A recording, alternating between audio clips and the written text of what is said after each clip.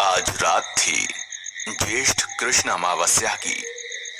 उस इलाके के लोगों के लिए अमावस्या की रात सबसे डरावनी रात होती थी। इस रात कोई भी किसी भी हालत में घर से बाहर नहीं निकलना चाहता था।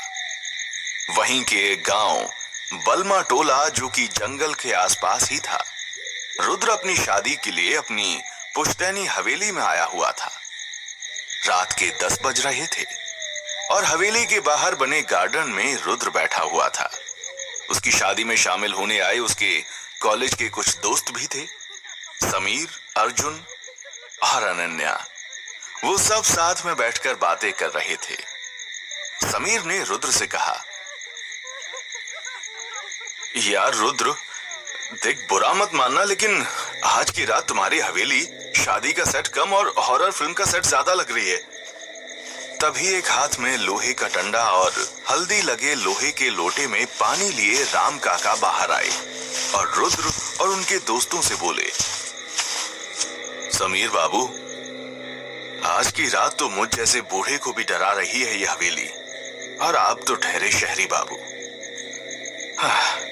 रुद्र बाबू, रात बहुत हो गई है, मालकिन बोल रही हैं, अब तो अंदर आ जाइए। रुद्र ने काका की तरफ देखते हुए कहा, अरे काका, अभी 10 ही तो बजे हैं, थोड़ी देर में आते हैं, माँ को बोल दीजिए आप। रुद्र की बात सुनते ही काका ने लोटे का पानी रुद्र और उसके दोस्तों के चारों ओर मंत्र पढ़ते हुए डाल दिया। मंत्र क्रिया करने के बाद काका ने कहा, अब आप में से कोई भी इस घेरे के बाहर मेरे साथ ही जाएगा, ठीक है? ये कहकर राम काका आसमान की तरफ देखने लगे। राम काका को ऐसे आसमान की तरफ देखते हुए समीर ने रुद्र से पूछा, यार, ये राम काका मूर्ति की तरह आसमान की तरफ क्या देख रहे हैं? रुद्र ने राम काका से पूछा, क्या हुआ काका, आसमान की तरफ किस अप्सरा को ताड़ रहे हैं आप? उसी तरह आसमान की तरफ देखते हुए राम काका ने कहा, अप्सरा नहीं, चुड़ैल, जो आज की रात सबसे ज्यादा ताकतवर हो जाती है। रुद्र ने मुस्कुराते हुए कहा, आप भी चाची जैसी बातें कर रहे हैं। ऐसा कुछ भी नहीं होता है। राम ने लोहे के डंडे पर पकड़ मजबूत करते हुए जवाब दिया, हाँ जरूर, ऐसा कुछ नहीं होता अगर इसी अमावस की रात 18 साल पहले उस औरत को जलाया नहीं जाता। अर्जुन ने हैरानी से पूछा, हाँ काका, मैंने भी सुना है कि यहाँ किसी औरत को जलाया गया था। मुझे लगा कि ये सिर्फ अफवाह है। राम काका ने भी आसमान की तरफ ही देखते हुए कहा, अफवाह नहीं, सच है। और आज अमावस की रात और ऊपर से आसमान में एक भी तारे नहीं दिखाई दे रहे हैं। ये संकेत है कि उस औरत का साया जरूर आज बाहर आएगा। अर्जुन को इस कहानी में बड़ा इंटरेस्ट आ रहा था। उसने आगे पूछा, तो काका, मौसम भी हसीन है, एक काम करो, आज आप उस औरत की कहानी सुनाओ। क्यों दोस्तों, मजा आएगा ना? क्या कहते हो? अर्जुन की इस बात पर राम काका ने आसमान से नजरें हटाकर अर्जुन की तरफ देखते हुए कहा, मजा नहीं, सजा हो जाएगी, और मैं उस रात की कहानी आज नहीं बता सकता। अगर आज मैंने वो कहानी बताई तो देखना, आज वो यहां जरूर आएगी। और सोचो, अगर वो सामने आ गई तो आप क्या करोगे? मेरी मानिए, मालकिन कब से बोल रही हैं, रात बहुत हो गई, अंदर चलिए रुद्र बाबू। राम काका के मना करने के बावजूद अर्जुन ने जोर देते हुए कहा, अरे काका, कुछ तो बताओ, उसे क्यों जलाया गया था? किन लोगों ने जलाया था? और जलने के बाद भी क्या सच में वो किसी को दिखाई दी है? दूसरों की छोड़ो, क्या आपने कभी उस औरत को देखा है? मतलब उस औरत के भूत को? अर्जुन के इन सवालों पर राम काका के माथे पर पसीना आ गया। उन्होंने लंबी सांस ली और बोले, देखो बेटा, मैं सिर्फ इतना बता सकता हूं कि 18 साल पहले आज ही की रात इस इलाके के 3 गांव, मेघ, दास और बलमा टोला के सरपंचों और उनके आदमियों ने मिलकर उस लाल साड़ी औरत को इसी जंगल में पेड़ से बांधकर चलाया था। अजीब सी दहशत वाली रात थी वो। जंगल में मशाल लिए लोगों की आंखों में अजीब सा गुस्सा था, और जब उस औरत को जलाया तो वो अजीब तरीके से चीखी थी। उसकी चीख आज भी कभी कभी गांव वालों को सुनाई देती है।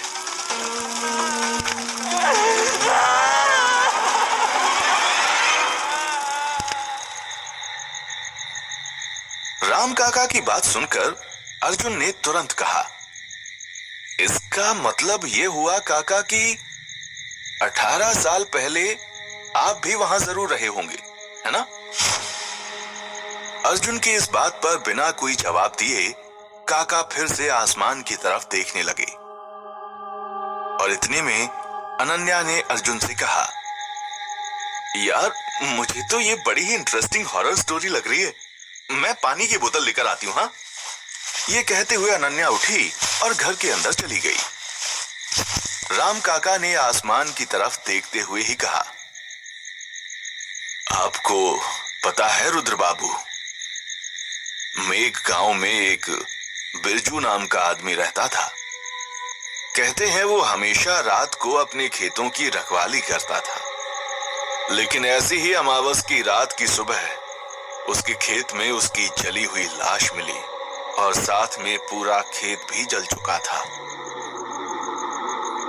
कहते हुए राम काका ने अपनी गर्दन घुमाई और अर्जुन की तरफ देखते हुए बोले, और ये सब उस जलने वाली रात के ठीक 1 महीने बाद, यानी उस औरत की मौत के बाद पहली अमावस को हुआ था।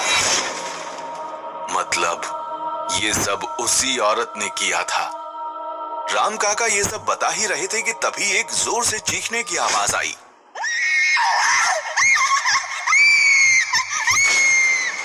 रुद्र और अर्जुन चौंक गए, और समीर का चेहरा तो डर में सफेद पड़ गया। राम काका का ध्यान अनन्या की खाली कुर्सी की तरफ गया। मैंने मना किया था ना, जिसे भी जाना हो मेरे साथ जाए। इसके बाद सभी उठकर राम काका के साथ उस तरफ भागे जहां से चीखने की आवाज आई थी। घर के दरवाजे के सामने सभी पहुंचे तो देखा अनन्या जमीन पर बैठी हुई थी और पूरा पानी नीचे फैल गया था। राम काका ने तुरंत लोहे के लोटे से पानी निकालकर अनन्या के चारों ओर डाल दिया, और रुद्र ने उसे उठाते हुए पूछा, क्या हुआ?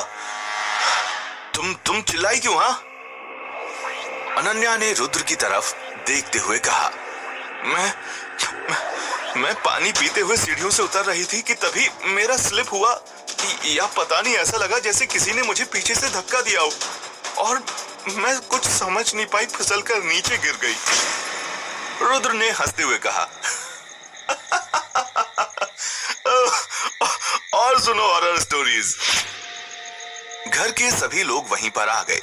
रुद्र की मां लता ने रुद्र से कहा, चलो बच्चों, अब बस बहुत हो गया। हाँ, रात काफी ज्यादा हो गई है, तुम सब सो जाओ अंदर चलकर। काका, आप गार्डन से सामान अंदर रखवा दीजिए। रुद्र की मां के जाने के बाद रुद्र और उसकी दोस्त अनन्या अपने अपने रूम में चले गए।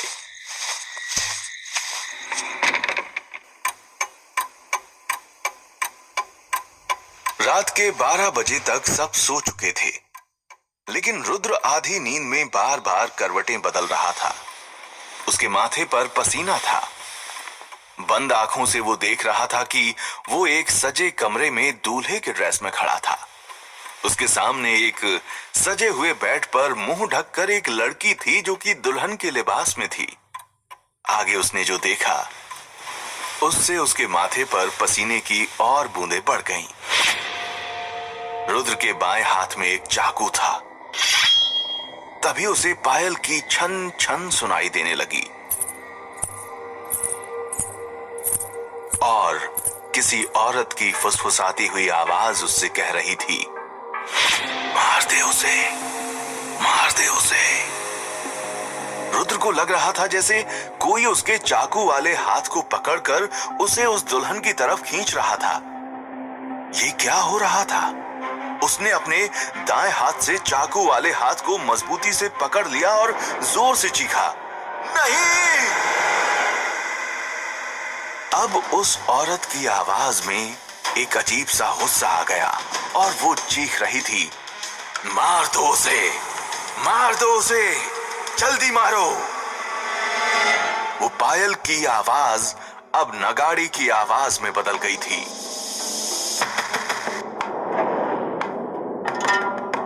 रुद्र नींद में छटपटाने लगा और उसने पूरा जोर लगाकर अपनी आंखें खोली तो उसे महसूस हुआ कि वो पूरी तरह से पसीने में भीग गया था।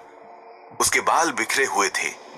तभी फिर से धम धम धम की आवाज हुई और उसे एहसास हुआ कि कोई उसकी हवेली का दरवाजा पीट रहा था। रुद्र अपने कमरे से निकलकर दरवाजे की तरफ बड़बड़ाते हुए जाने लगा। सिर्फ अनन्या पर ही नहीं, लगता है मेरे ऊपर भी हॉरर स्टोरी का इफेक्ट होने लगा है। फिर वो घड़ी में देखते हुए खुद से कहता है, रात का 1 बज रहा है, इतनी रात को कौन आया है? तभी एक बार फिर से दरवाजे पर ठक ठक की आवाज आती है। रुद्र को समझ नहीं आता कि आखिर इतनी रात को कौन हो सकता है। वो अपने चेहरे के पसीने को हाथ से ही साफ करते हुए दरवाजे के पास जाता है और जैसे ही दरवाजा खोलता है वो देखकर हैरान रह गया। सामने उसकी एक्स गर्लफ्रेंड तन्वी खड़ी हुई थी। रुद्र ने गहरी सांस छोड़ी और तेजी से बोला, तन्वी तुम इतनी रात को तुम कैसे आई? मेरा मतलब तुमने ना किसी को कॉल किया ना कुछ और मैं तुम्हें एक्सपेक्ट ही नहीं कर रहा था। बता देती तो मैं तुम्हें स्टेशन पर पिकअप करने के लिए आ जाता। रुद्र को बीच में ही काटते हुए तन्वी ने कहा, बस एक्सपेक्ट नहीं किए थे इसीलिए तो सरप्राइज देने आ गई। अब क्या बाहर ही खड़ी रहूं? दरवाजे को पूरा खोलते हुए रुद्र ने कहा, आई एम सॉरी, दरअसल तुम्हें इतनी रात को देखकर मैं हैरान रह गया। तन्वी ने घर के अंदर आते हुए पूछा, बाकी सब आ गए? रुद्र ने कहा, हाँ, बस पीयूष नहीं आया है। सब फर्स्ट फ्लोर पर सो रहे हैं, तुम भी वहीं जाकर फ्रेश हो लो, फिर बात करते हैं। तन्वी फर्स्ट फ्लोर पर जाने के लिए सीढ़ियां चढ़ने लगी। सीढ़ियां चढ़ते हुए अचानक तन्वी के चेहरे का रंग बदलने लगा। उसका आधा चेहरा काला पड़ गया। जलने के निशान साफ साफ नजर आ रहे थे। उसने दुपट्टे से अपना चेहरा छुपाते हुए हल्की सी गर्दन टेढ़ी की और दरवाजा बंद कर रहे रुद्र की तरफ तिरछी नजर से देखा और फिर उसने डरावनी आवाज में कहा, 18 साल मैंने इस दिन का इंतजार किया। अब शादी तुम्हारी और सुहाग रात मेरी।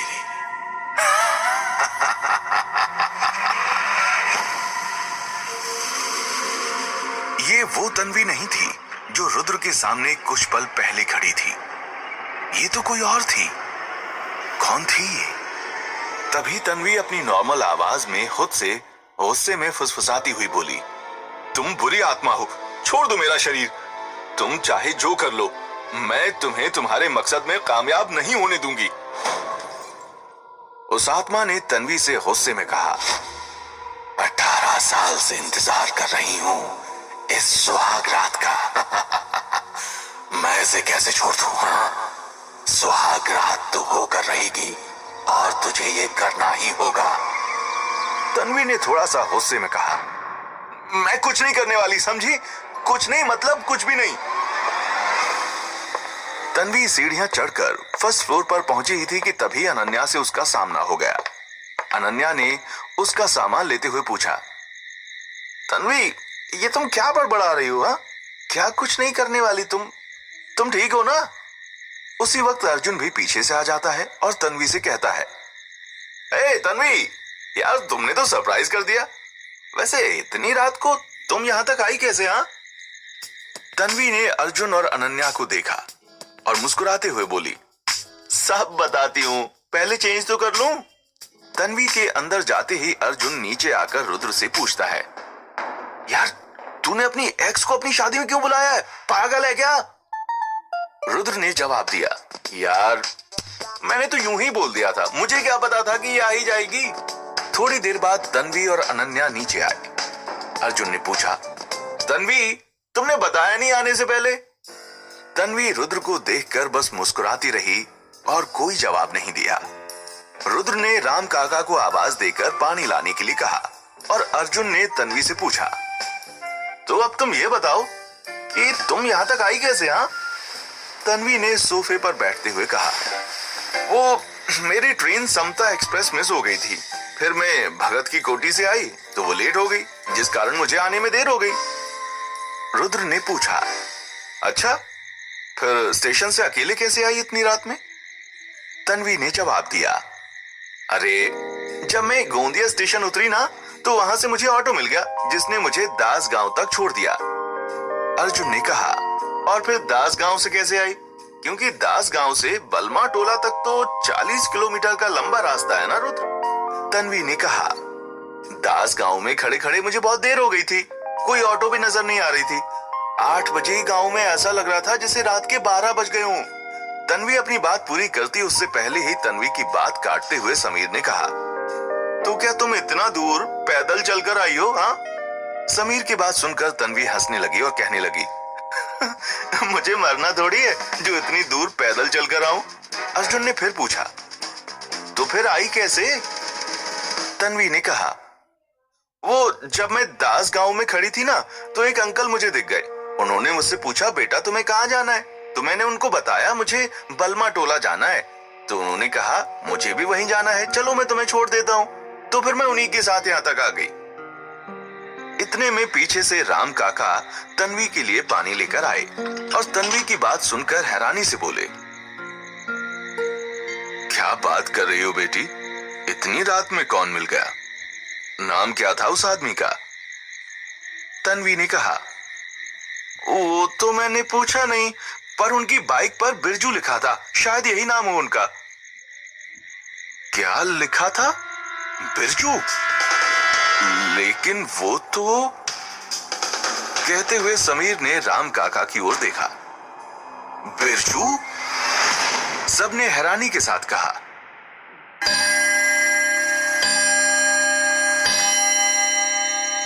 तभी दीवार घड़ी पर 3 बजने की आवाज हुई।